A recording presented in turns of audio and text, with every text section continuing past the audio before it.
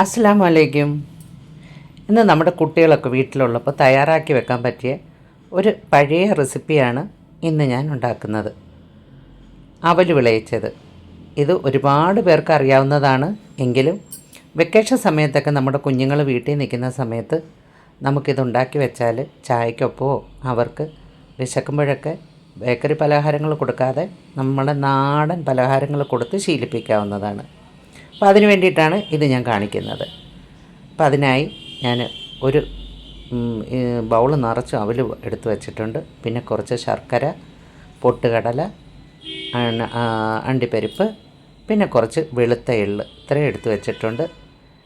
അതിനുശേഷം ഒരു ചീനച്ചട്ടി അടുപ്പിൽ വെച്ച് അതിലേക്ക് നെയ്യ് ചേർത്ത് കൊടുക്കാം.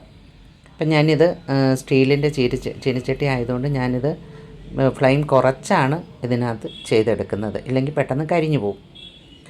അതിനുശേഷം നമുക്ക് ഈ അവലെല്ലാം തട്ടിയിട്ട് നന്നായിട്ടൊന്ന് വറുത്തെടുക്കാം. അപ്പോൾ വറുത്തെടുക്കുമ്പോൾ നമുക്ക് നെയ്യ് വേണമെങ്കിൽ കുറച്ചുകൂടി ചേർത്ത് കൊടുക്കാവുന്നതാണ്. അപ്പം ഞാനിതിൽ കുറച്ച് നെയ്യ് കൂടി ഇടയ്ക്ക് ചേർക്കുന്നുണ്ട്, അത് വീഡിയോയിലില്ല. അപ്പോൾ നമ്മുടെ അവലിന് നല്ല ടേസ്റ്റ് കിട്ടാനാണ് നമ്മൾ ഇതിലേക്ക് നല്ലൊരു നനവും കിട്ടും നമ്മൾ നെയ്യ് ചേർത്ത് കൊടുക്കുമ്പോൾ. ഒന്ന് വറുത്തെടുത്ത ശേഷം നമുക്കിത് അടുപ്പിൽ നിന്ന് വാങ്ങാം. അതിനുശേഷം നമുക്ക് അതിലേക്ക് തന്നെ കുറച്ച് നെയ്യ് ചേർത്ത് കൊടുക്കാം. അപ്പോൾ 1 ടേബിൾ സ്പൂൺ അളവിൽ നെയ്യ് ചേർത്ത് കൊടുത്തിട്ടുണ്ട്. അതിനുശേഷം നമ്മൾ ഇതിലേക്ക് തേങ്ങാപ്പീരയാണ് ഇട്ട് കൊടുക്കുന്നത്. ഒരു തേങ്ങ ചിരകിയതാണ് നമ്മളിതിലേക്ക് ഇട്ട് കൊടുക്കുന്നത്. അപ്പം ഞാൻ തേങ്ങയൊക്കെ മിക്സിയിലൊന്ന് പൊടിച്ചെടുത്താണ് ഇട്ട് കൊടുക്കുന്നത്. എന്നിട്ട് നമുക്ക് ഈ നെയ്യിലിട്ട് നന്നായിട്ടൊന്ന് മിക്സ് ചെയ്തെടുക്കാം. അതും ഞാൻ ചെറു തീയിലാണ് ചെയ്യുന്നത്. ഒന്ന് വറുത്തെടുക്കുന്നില്ല, ചെറുതായിട്ടൊന്ന് വെള്ളമയമൊക്കെ ഒന്ന് വറ്റി വരുന്ന രീതിയിൽ ഒന്ന് റോസ്റ്റാക്കി എടുക്കാം. അതിനുശേഷം അത് നമുക്ക് ആ ചീനിച്ചട്ടിയിൽ നിന്ന് മാറ്റാവുന്നതാണ്. അതിനുശേഷം ചീനിച്ചട്ടി നന്നായിട്ട് അടിയിൽ പിടിച്ചിരിക്കുന്നതും എല്ലാം അങ്ങ് മാറ്റിയതിന് ശേഷം നമുക്ക് വീണ്ടും ഒരു അല്പം നെയ്യ് ഒഴിച്ചതിന് ശേഷമാണ് നമ്മൾ അടുത്ത ബാക്കിയുള്ള കാര്യങ്ങളൊക്കെ വറുത്തെടുക്കുന്നത്. അപ്പോൾ ഈ തേങ്ങാക്കൊത്ത് ഒന്ന് നന്നായിട്ടൊന്ന് വെള്ളമൊക്കെ വറ്റി വന്നിട്ടുണ്ട്. ഇനി നമുക്ക് ഇത് അടുപ്പിൽ നിന്ന് മാറ്റാവുന്നതാണ്.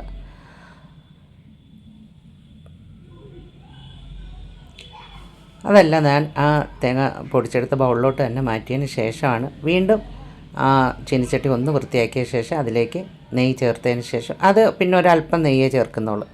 പിന്നെ അതിലേക്ക് ഞാൻ ഇട്ട് കൊടുക്കുന്നത് നമ്മൾ എടുത്തു വെച്ചിരിക്കുന്ന കാഷ്യൂനട്ടാണ്. കാഷ്യൂനട്ട് ഒരു 2ആയിട്ടും 3ആയിട്ടും ഒക്കെ ഒന്ന് മുറിച്ചാണ് വെച്ചിരിക്കുന്നത്. പിന്നെ ചേർത്ത് കൊടുക്കുന്നത് പൊട്ടുകടലയാണ്. അപ്പോൾ ഇതെല്ലാം വറുത്തെടുക്കുമ്പോൾ തന്നെ നെയ്ക്കകത്ത് വറുത്തെടുക്കുമ്പോൾ എല്ലാവർക്കും അറിയാമായിരിക്കുമല്ലോ, നല്ല ടേസ്റ്റ് ആയിരിക്കും. അപ്പോൾ ഇതെല്ലാം മിക്സ് ചെയ്യുമ്പോൾ ഇതൊക്കെ ഒന്ന് അവലി കിടക്കുമ്പോൾ നമുക്കൊന്ന് കടിക്കാൻ കിട്ടുമ്പോഴൊക്കെ നല്ല ടേസ്റ്റ് ആയിരിക്കും ഈ നെയ്ക്കകത്ത് വറുത്തതിന് ശേഷം ഇതൊക്കെ ഇതിൽ ചേർക്കുമ്പോൾ. അപ്പോൾ അതിന് വേണ്ടിയിട്ടാണ് ഇങ്ങനെ ചെയ്യുന്നത്. അങ്ങനെ നന്നായിട്ടൊന്ന് വറുത്തെടുത്ത ശേഷം, അപ്പോൾ അറിയാൻ വയ്യാത്തവർക്ക് വേണ്ടിയാണ് ഇത്ര വിശദമായിട്ട് പറയുന്നത്. നമ്മുടെ അമ്മമാർക്കൊക്കെ ഇത് നന്നായിട്ട് അറിയാവുന്നത്. പണ്ട് നമുക്കൊക്കെ ഇഷ്ടംപോലെ ചെയ്ത് തന്നിട്ടുള്ളതാണ് അവൽ വിളയിച്ചത്. ഇപ്പോൾ കടകളിലൊക്കെ വാങ്ങിക്കാനും കിട്ടുന്നുണ്ട്. അവൽ വിളയിച്ചത് ധാരാളമായിട്ട് വാങ്ങിക്കാൻ കിട്ടുന്നുണ്ട്. ഇനി അതെല്ലാം നമുക്ക് ചീനിച്ചട്ടിയിൽ നിന്ന് മാറ്റാവുന്നതാണ്. അപ്പോൾ അതെല്ലാം ഞാൻ ചീനിച്ചട്ടിയിൽ നിന്ന് മാറ്റിയെടുത്ത ശേഷം വീണ്ടും ഇതിലേക്ക് ഒരല്പം നെയ്യും കൂടെ ചേർത്ത്, അപ്പോൾ നമ്മളിതിൽ ധാരാളം നെയ്യ് ചേർക്കുന്നുണ്ട്. ഇച്ചിരിച്ചായാലും നമ്മൾ കുഞ്ഞുങ്ങൾക്ക് കൊടുക്കുന്നതായതുകൊണ്ടാണ് നെയ്യ് ചേർക്കുന്നത്.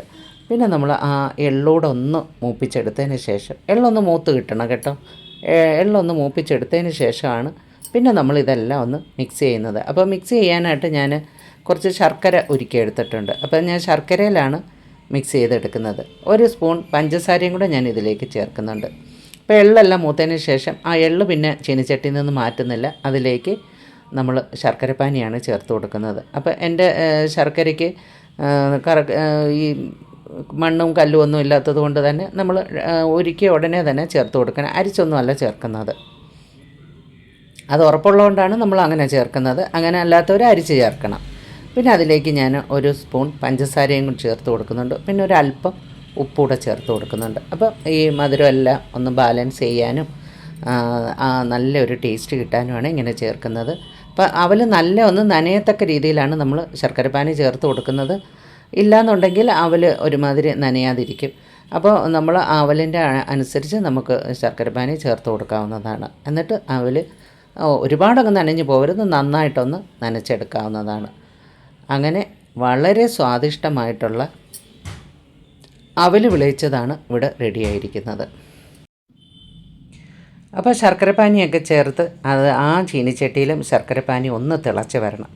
ഒന്ന് തിളച്ച് വന്ന ശേഷമാണ് നമ്മൾ അവൽ ചേർക്കുന്നത്. കാരണം നമുക്കിത് ഒരുപാട് ദിവസം വയ്ക്കാനുള്ളതായതുകൊണ്ട് എല്ലാം ഒന്ന് നന്നായിട്ട് തിളച്ചും ഒക്കെ റെഡിയായി വേണം ഇത് ചേർക്കാൻ, അല്ലെങ്കിൽ പൂത്തു പോകും.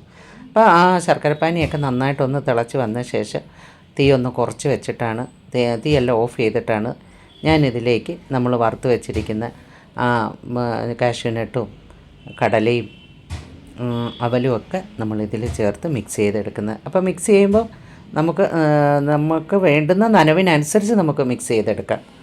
അങ്ങനെ വളരെ സ്വാദിഷ്ടമായ അവൽ വിളയിച്ചതാണ് ഇവിടെ റെഡിയായിരിക്കുന്നത്. അപ്പോൾ ഇനി ഈ ശർക്കരപ്പാനിയിലേക്ക് അല്പം ഏലക്കാപ്പൊടിയും കൂടെ ഞാൻ ചേർത്ത് കൊടുക്കുന്നുണ്ട്. അത് ഓപ്ഷണലാണ്, ഇഷ്ടമുള്ളവർക്ക് ചേർക്കാം, ഇല്ലെങ്കിൽ ചേർക്കാതിരിക്കാം.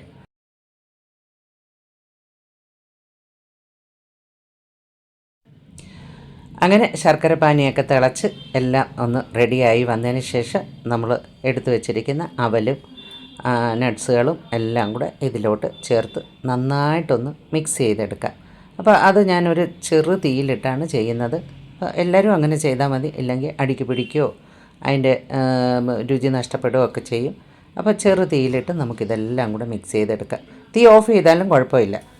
അങ്ങനെ ഞാൻ പിന്നെ വറുത്ത് വെച്ചിരിക്കുന്ന തേങ്ങയും അവലും നട്ട്സും എല്ലാം ഇതിലേക്ക് ചേർത്ത് കൊടുക്കുകയാണ്. ചേർത്ത് കൊടുത്ത് നന്നായിട്ട് മിക്സ് ചെയ്തെടുക്കുക. അപ്പം മിക്സ് ചെയ്യുമ്പോൾ നമ്മൾ ആ ശർക്കരയെല്ലാം നമ്മുടെ അവലിൽ പിടിക്കത്തക്ക രീതിയിലും തേങ്ങയും ശർക്കരയും എല്ലാം കൂടെ ഒരേ രീതിയിൽ മിക്സ് ആവുന്ന രീതിയിൽ വേണം നമ്മളിത് ചെയ്യാൻ. അത് അങ്ങനെ ചെയ്ത് കഴിയുമ്പോൾ മാത്രമാണ് നമ്മുടെ ഈ മധുരമെല്ലാം അവലിൻ്റെ എല്ലാ സൈഡിലും കയറി പിടിക്കുകയുള്ളൂ. അങ്ങനെ വളരെ സ്വാദിഷ്ടമായ അവൽ നനച്ചതാണ് ഇവിടെ റെഡിയായിരിക്കുന്നത്. അപ്പോൾ ഈ വീഡിയോ നിങ്ങൾക്ക് ഇഷ്ടപ്പെട്ടാൽ എനിക്ക് ലൈക്ക് ചെയ്യാനും ഷെയർ ചെയ്യാനും സബ്സ്ക്രൈബ് ചെയ്യാനും മറക്കരുത്. അപ്പോൾ ഈ വീഡിയോ പ്രയോജനപ്പെടുമെന്ന് തോന്നിയ മറ്റുള്ളവർക്കായിട്ട് ഒന്ന് ഷെയർ ചെയ്ത് സപ്പോർട്ട് ചെയ്യണേ.